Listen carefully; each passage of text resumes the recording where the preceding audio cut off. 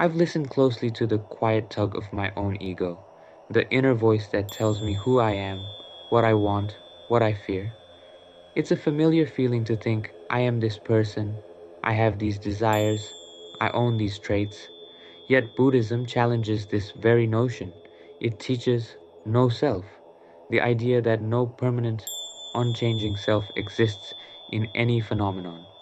In other words, the I cling to is more like a passing cloud than a solid star, impermanent, ever changing, without an eternal core. When I realize this, I see that the stories my ego tells about status, identity, separation are just mental constructs, not ultimate reality. They are nothing solid at all. As one source puts it, all things lack an inherent or independent existence, including the very concept of self. Buddha's insight into non-self, anattā, and emptiness, śūnyatā, turns the usual way we see ourselves upside down.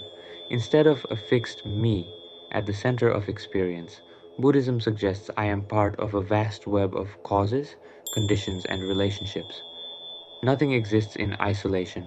That I is just a dance of thoughts, feelings, sensations, and memories. It's like watching a movie of my life and realizing that the main character is an illusion. This doesn't negate my experience. It frees me from believing the ego's story. In fact, one modern spiritual teacher notes that true freedom comes only when we disidentify from the ego, when we let go of continuous identification with those passing thoughts and emotions. In that letting go, the grip of selfishness and fear of loss begins to loosen. Through meditation and reflection, we can experience moments where the usual sense of I softens.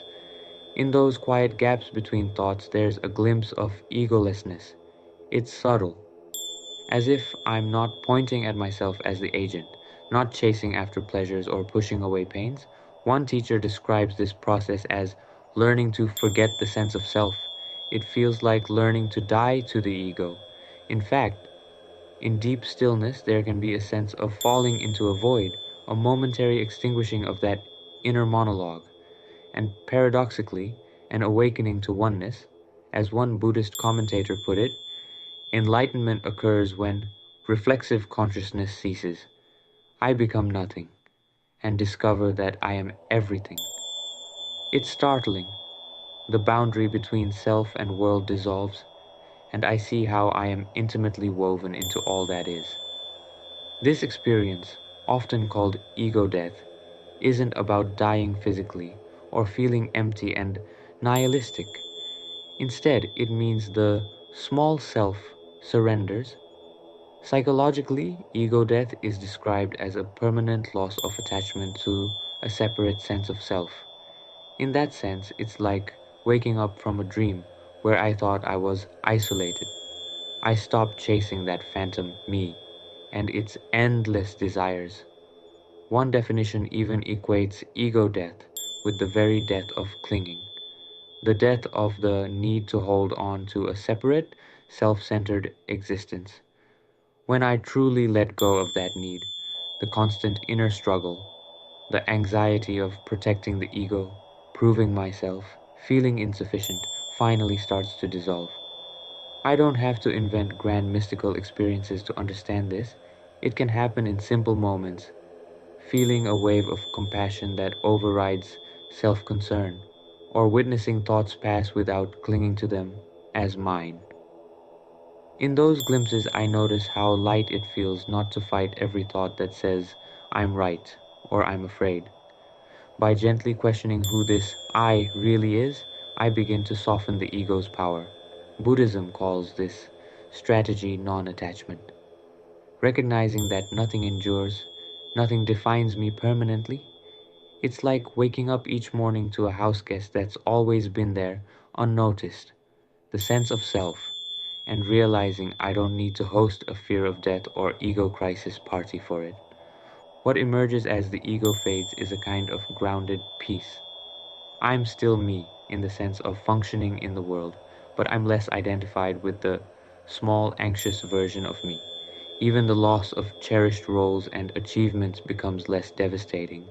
The pressures of success or failure soften when I see them as stories rather than final judgments on who I am. This shift isn't taught as a commandment, it's discovered from inner inquiry. As David Loy and others have noted, facing the truth that the ego is constructed can be more frightening than fear of death itself. But by facing it, something profound opens up. The recognition that I'm never truly alone or separate. In the quiet after the ego storm, there's space to feel connected, to life, to others, to the moment. The boundary between my suffering and your suffering becomes less rigid. The Buddhist path frames this as moving toward liberation. Ego death then is not the end of life, but the end of living as a limited self. It's the beginning of living as a free, open presence.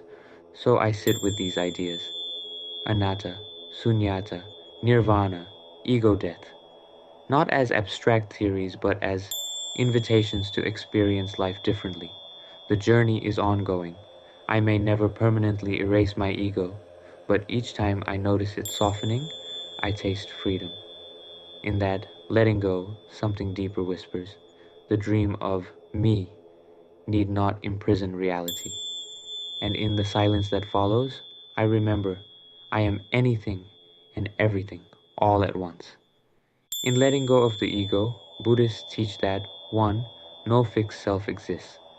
Everything, including I, is impermanent and interdependent. 2. Ego death means losing attachment to a separate self, effectively stopping the inner quest to define me as a static entity. 3. This leads toward nirvana, the extinguishing of craving and suffering. These ideas invite me to breathe, to watch thoughts and feelings without clinging, and to discover the peace that comes when I realize I am nothing and I am everything. So perhaps we don't walk this path seeking perfection, but presence. Buddha didn't ask us to become flawless, only to look closely, to return again and again to what is real. If anything in this reflection lingered with you, let it settle quietly.